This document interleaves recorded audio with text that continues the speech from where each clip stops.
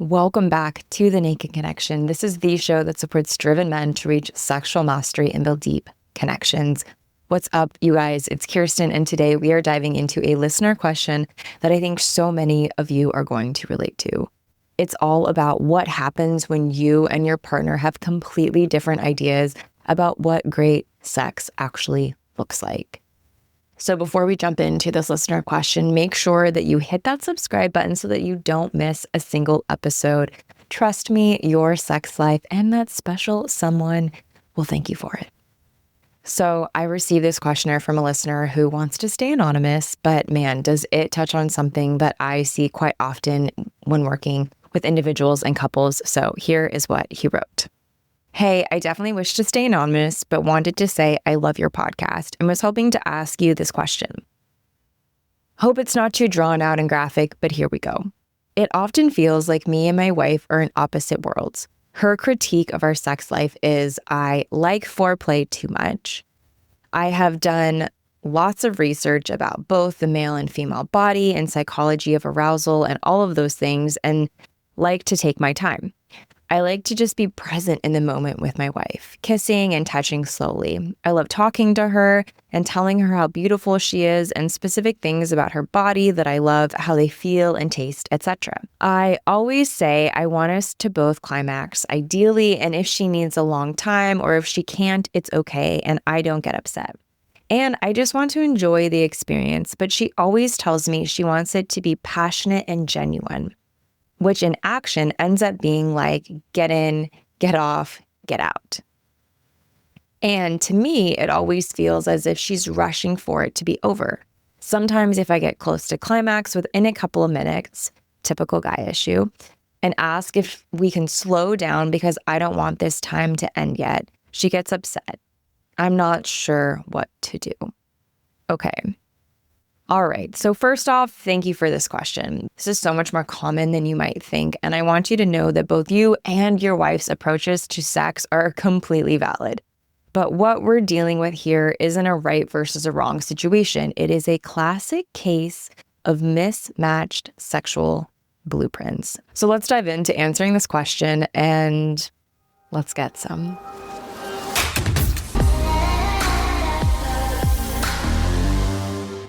Let me explain what I mean by sexual blueprints, because this framework is going to be really a game changer for understanding not just this specific situation, but sexuality in general. So sexual blueprints describe 5 primary ways people experience and express their sexuality. You can think of them like love languages, but for sex. So just as you might express love through words of affirmation, your partner might express it through acts of service.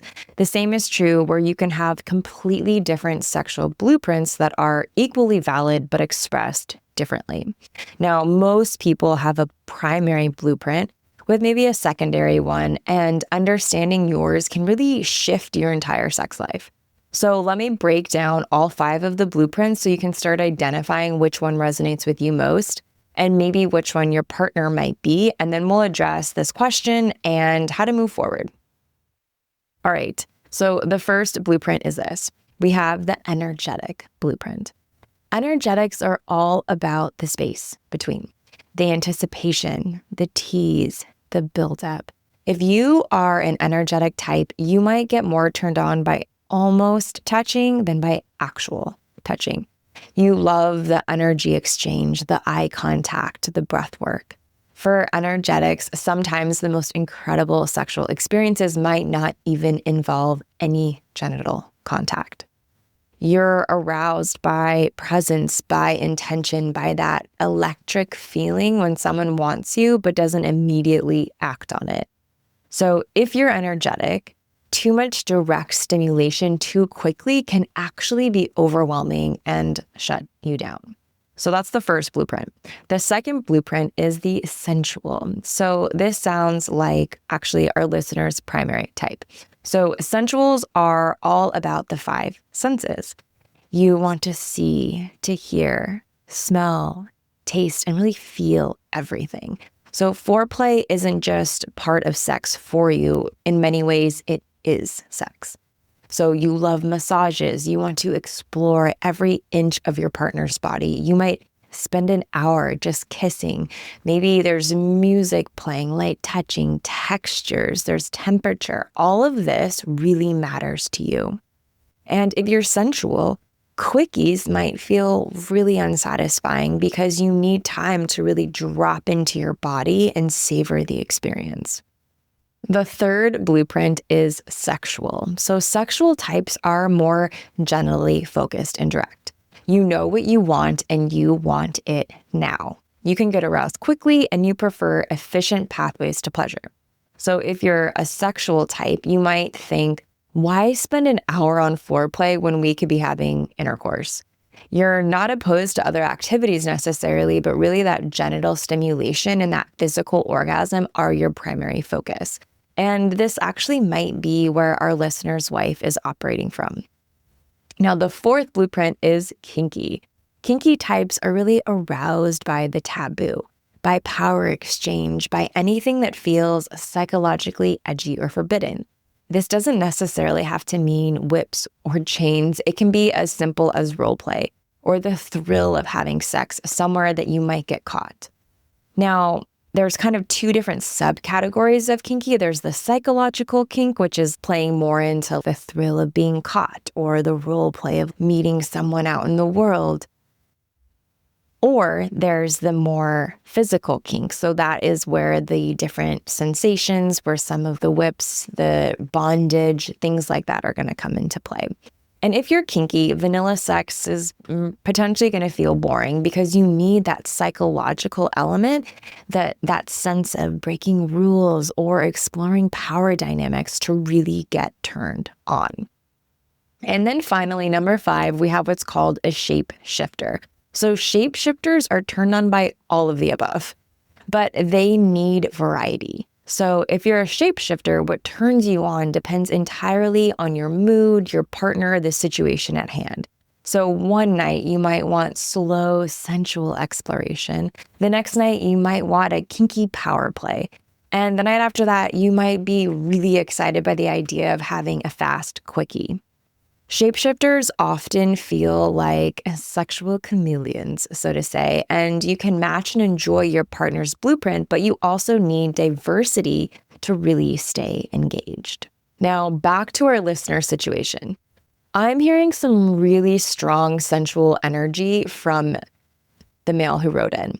The love of that extended foreplay, the focus in his description on sensations, the desire to really savor every moment. And his wife sounds like she is primarily in a sexual blueprint. She's wanting that direct, efficient sexual encounter. And here's the thing, and this is crucial. Both of these approaches are passionate. They're just passionate in different ways. For the listener, passion looks slow. It's deliberate attention. It's the passion of savoring a fine wine, of getting lost in every sensation, right? Your passion says, I want to worship every inch of you. I want this moment to last forever. For her, for his wife, the passion might look like urgency and intensity. It's like the passion of hunger, the need of like, I want you and I can't wait another second to have you. Her passion is saying, I need you now. I'm so turned on. I have to have you immediately.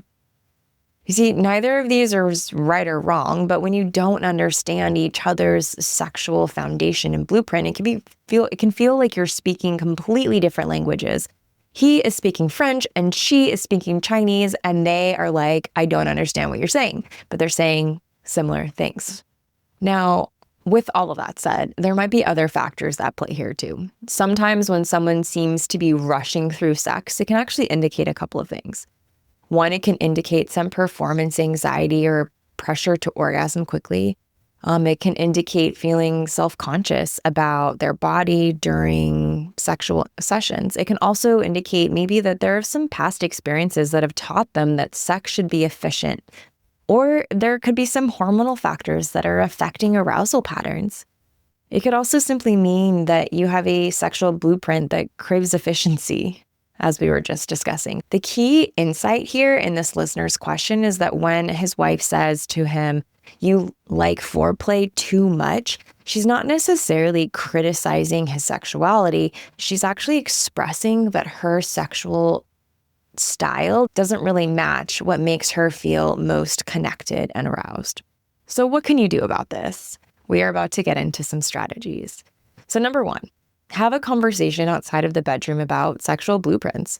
Share this frame with her, ask her which blueprint resonates most with her, really listen to her answers without trying to change them. So for anyone that's resonating with this listener's question, I think it can be really helpful to explore the type of sex that someone's interested in. So often when people are in the dating space, they're looking for compatibility in all of these subcategories in terms of like our interests and our values and our hobbies and our perspective on finances and kids and all of these things. And then they never look at the reality of like, what do you like to do in bed?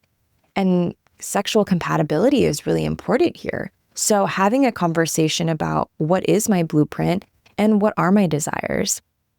Secondly, experiment with alternating styles. Maybe some nights you step into a more sensual experience where you get to have that slow, sensual experience, whereas other nights you give her that sexual experience with that urgent, passionate encounter that she's really craving. So think of it like taking turns being the director of your sexual experience. So you're like the director of the cruise ship for where you're going that night. Third, find ways to blend your styles. This couple, maybe they want to start with her preference, which is intensity and pace, and then later on transition into that slower, more sensual approach, or vice versa. And the goal here is really to create experiences where you both feel seen and satisfied. So if you're listening to this and you're noticing, oh wow, I'm actually a really energetic person and my partner is really kinky, how can we blend those two worlds together? Or how can we oscillate between the two in a sexual night? And then fourth, let's look at expanding your definition of foreplay. So because this listener wrote in specifically commenting on some of their discordance with foreplay, know this. For sexual types, sometimes the best foreplay actually happens outside of the bedroom. So it could be that text message during the day saying how much you want her. It could be that look across the dinner table, the quick, passionate kiss in the kitchen. So she might get more aroused from that buildup than from actually extending physical foreplay. Redefining what foreplay looks like and when it begins for you. With all of that said, I also want to address something else that I'm hearing in this listener's question. So when he mentioned that his wife gets upset if she asks to slow down when you're close to climax, this is kind of alluding to or suggesting that there might be some communications and expectation issues beyond simply like, what is my blueprint? It's completely reasonable for you to want to extend the experience when you're close to finishing. And it's also understandable that she might feel frustrated if she's like in the zone and building towards her own climax and things are feeling really good and she's feeling like your dick is getting bigger and all of a sudden you stop. That could be frustrating and challenging. So here's what I would suggest. It's an option. Discuss this very specific scenario. Ask her what was going through her mind when you asked to slow down. Is she feeling like you're actually interrupting her arousal? Is she feeling pressure for her to finish before you do? Is she worried about losing her momentum? Like, what is actually going on here? And understanding her perspective is going to help you find solutions that work for both of you. So maybe you need different techniques for lasting longer that don't necessarily require stopping the action. Maybe she actually needs reassurance that you're not going to leave her hanging if you do slow down. And if you're looking for solutions to last longer in bed, I actually have a Legendary Lover program that is a 6-week training program to support men in really becoming masterful in their sex life and engaging in things like lasting longer, like having stronger erections and being more sexually confident. So if that is of interest, check the notes below and join the training now. Okay, and the last piece that I want to touch on for our lovely listener, when he brings up the word passionate. In our culture, we often equate passion with urgency, with intensity, with that can't keep our hands off each other energy. Kind of reminds me of the Netflix TV show Sex Life. And it's just like they just can't get enough of each other. And it just happens all quickly and hot and steamy in the stairwell, and absolutely that is passionate. And passionate can also be that deep, slow burn of complete presence and attention. So when you take your time savoring every moment, telling your partner specifically what you love about their body, that is incredibly passionate. So you're not just having sex with her, you're experiencing her, you're celebrating her, you're worshiping her in a very felt sense. So help one another understand that your approach isn't necessarily the opposite of passion. It's just simply a different expression of the same core desire to connect with one another deeply. And here's what I want you to remember. Sexual compatibility isn't about being identical in your desires and approaches. It's actually about understanding, respecting, and finding ways to honor each other's sexual blueprints and foundation while creating experiences that leave you both feeling really satisfied and connected. So just because if you take the assessment or if you identify with different sexual blueprints, that doesn't necessarily mean that you're not sexually compatible. If anything, it means that your sex life is going to have a wider breadth of experience and potential to explore together. And know that for the listener, I just want you to know this, that your wife isn't wrong for wanting efficient, intense sexual encounters, and you are also not wrong for wanting slow, sensual experiences. The magic happens when you can create space for both. All right, that is a wrap for today's episode. If you have questions, stories, or topics that you want me to address on the show, head on over to thenakedconnection.com/question and submit your question there. And hey, if this episode resonated with you, please share it with a friend who might benefit from hearing from this. I really want this space, and my intention is for this to be a community of men who are committed to becoming better lovers and partners. And that can often start with conversations just like this. So drop some comments below, forward this episode to a friend. And until next time, this is Kirsten, and let's get some.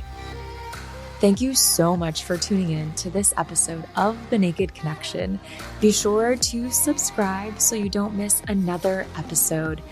Trust me on this, your sex life and that special someone in your life will thank you for it. And if you really love the show, please take a moment and leave a 5-star review or a written review and let me know what you think. It would mean so much to me and this show. Until next time, happy connecting.